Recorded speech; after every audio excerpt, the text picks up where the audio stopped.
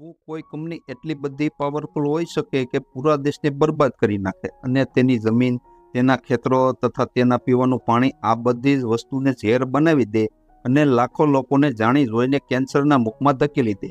અને આ કંપની એટલી શક્તિશાળી બની જાય કે તેના વિરુદ્ધ થતા આંદોલનને બળપ્રયોગ કરી દબાવી દે અને તેના માટે આર્મીને પણ વાપરી શકે. દુનિયાની મોટી મોટી રોયલ ફેમિલી તેના ખિસ્સામાં હોય અને તે કંપની પૈસા તથા મીડિયાનો ઉપયોગ કરી તેના બધા જ ખરાબ કામો પર પડદો ઢાંકી દે. અને જે કાંઈ કંપનીએ કર્યું છે તે તેની સામે આવી જાય તો પૂરી દુનિયામાં હાહાકાર મચી જાય અને સમય આવી ગયો છે કે તે કંપનીની પોલ ખોલીએ. માટે ગુજરાતી જ્ઞાન ચેનલમાં જોડાઈને રહેજો. સાચું તો એ છે કે આ વિડીયોમાં એક એવી કંપની વિશે જાણવા જઈએ છીએ જેનું નામ તમે જાણે અજાણે તે કંપનીની પ્રોડક્ટ તથા તેની સર્વિસનો ઉપયોગ કર્યો જ હશે અને ગર્વ પણ અનુભવ્યો હશે. આ વાત ત્યારની છે જ્યારે 19મી સદીમાં 1833માં લંડનમાં એક મોટો વેપારી હતો. તેનું નામ હતું સેમ્યુઅલ. તે સમુદ્રી સેલ કે શંખનો વેપાર કરતો હતો. 1970માં સેમ્યુઅલના મૃત્યુ પછી તેનો ધંધો તેના 2 પુત્રો પાસે ગયો હતો.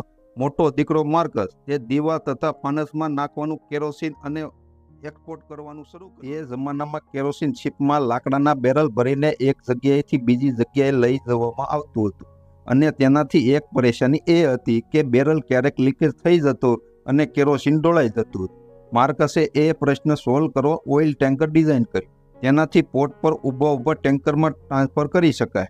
1992માં માર્કસે બનાવેલ ટેન્કર મારફતે યુરોપથી સુએઝ કેનાલ થઈને એશિયન માર્કેટમાં થાઇલેન્ડ તથા ઇન્ડોનેશિયા સુધી પહોંચાડવામાં આવ્યું હતું.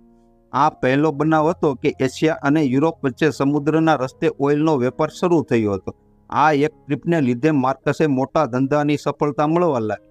તે જમાનામાં એક બીજી કંપની હતી જે ઓઇલ સપ્લાય કરવાનું કામ કરતી હતી અને તે હતી સ્ટાન્ડર્ડ ઓઇલ.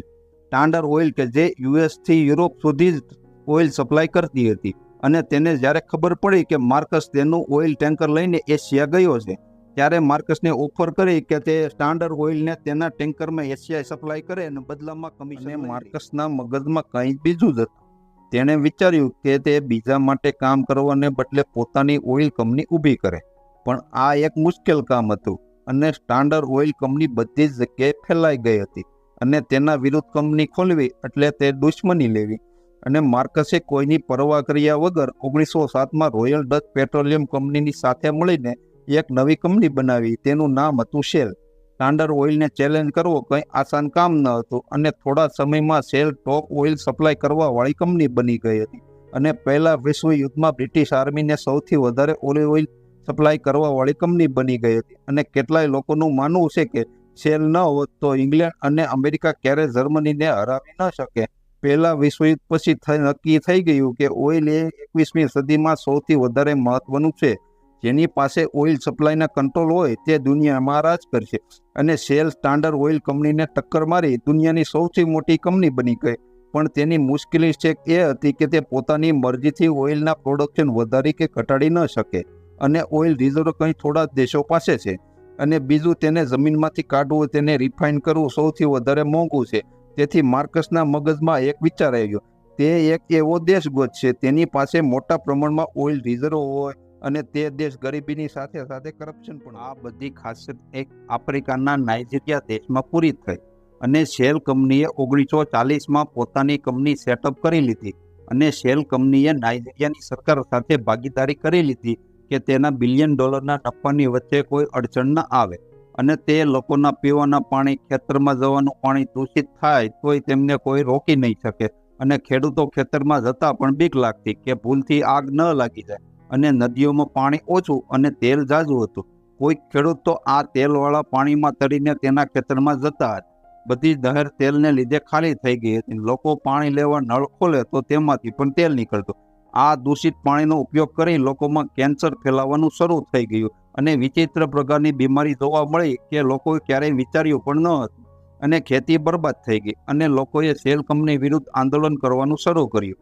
પણ જ્યારે સરકાર જ કંપનીની સાથે હોય ત્યારે આંદોલન તમારું કાંઈ જ ન બગાડી શકે. 1990માં શેલ કંપની વિરુદ્ધ આંદોલનમાં પોતાના દેશના આર્મી વડે દમન કરી કેટલાય લોકો ઉપર ગોળી ચલાવવામાં આવી હતી અને તેમાં 80થી વધારે લોકો મૃત્યુ પામ્યા અને 600થી વધારે લોકોના ઘર સળગાવી દીધા. તેનો ગુનો એટલો જ કે તે શેલ કંપની વિરુદ્ધ આંદોલન કર્યું કે જેણે તેનું પાણી દૂષિત કર્યું, ખેતરમાં પાક બરબાદ કરી નાખ્યા અને બાળકો કેન્સર જેવી બીમારીથી મરી રહ્યા. અને શેલ કંપનીને આ હાદસાથી કંઈ જ ફરક પડ્યો ન હતો. ઉલટાનું 3 વર્ષ પછી 1993માં એક નવી પાઇપલાઇન વિરુદ્ધ આંદોલનમાં શેલ કંપનીના કહેવાથી આર્મીએ લોકો ઉપર ફાયરિંગ કર્યું, જેનાથી એક માણસનું મૃત્યુ થયું અને 11 લોકો ઘાયલ થઈ ગયા. તમને એમ વિચાર થતો હશે કે નાઇજીરિયન આર્મી પોતાના દેશના લોકો પર ગોળી કેમ ચલાવી શકે, પણ શેલ એક સરકાર નહીં પણ આર્મી જનરલને પણ રિશ્વત આપતી હતી.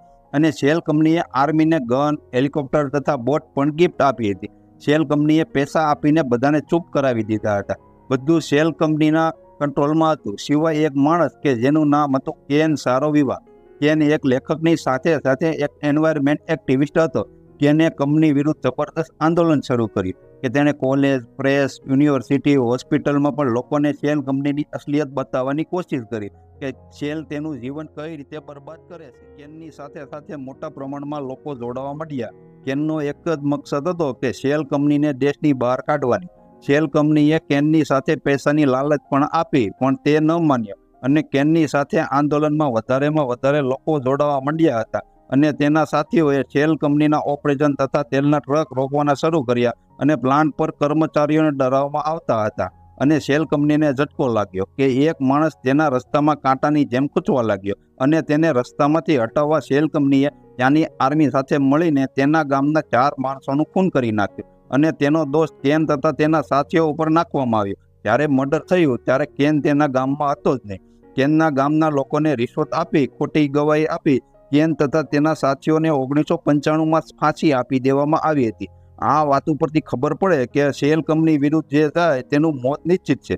અને આ કેનની ફેમિલીએ નેધરલેન્ડની કોર્ટમાં શેલ કંપની વિરુદ્ધ કેસ કર્યો અને 2017માં શેલ કંપનીએ 22 વર્ષ પછી 50% આરોપી ગણવામાં આવ્યો અને તેને શેલ કંપની વિરુદ્ધ $15 મિલિયન દંડ આપી છોડી દેવામાં આવ્યો. 2018માં દુબઈમાં એક ન્યૂઝ લીક થઈ કે શેલ કંપનીએ નાઇજીરિયાની સરકાર તથા આર્મીના અધિકારીઓને અરબો ડોલરની પ્રોપર્ટી ગિફ્ટમાં આપી. આ રીતે 2011માં 40,000 બેરલ ઓઇલ નદીમાં લીક થઈ ગયું. આ નદીની બધી જ માછલી મરી ગઈ અને આજુબાજુના ખેતર બરબાદ થઈ ગયા. લોકો પાસે પીવા માટે પાણી ન હતું. બદલામાં શેલ કંપનીએ એવું કહ્યું કે ઓઇલ લીક થયું તે તેની ભૂલ ન હતી, તે ભૂલ ત્યાંની પબ્લિકની હતી. 2017માં એક આર્ટિકલ પબ્લિશ થયો જે લોકો તે નદીની આસપાસ રહેતા હતા તેમાં કેન્સર તથા ઘણી બધી બીમારીના લીધે જીવન જીવવું મુશ્કેલ બની ગયું હતું. અને આ બધાનો પ્રશ્નનો એક જ ઉપાય હતો કે શેલ કંપનીને દેશની બહાર કાઢવાની. પણ તે શેલ કંપની પોતાના પૈસાની લાલચે વધારે અત્યાચાર કરવા લાગી અને નાઇજીરિયાના લોકો સરકાર વિરુદ્ધ ગૃહ યુદ્ધ કરવા લાગી અને દેશમાં ભૂખમરો તેમજ બેરોજગારી જેવી આફત શરૂ થઈ ગઈ અને આ દેશ આજે પણ સળગી રહ્યો છે. માટે શેલ કંપની વિશે મિત્રો તમારું શું કહેવું છે?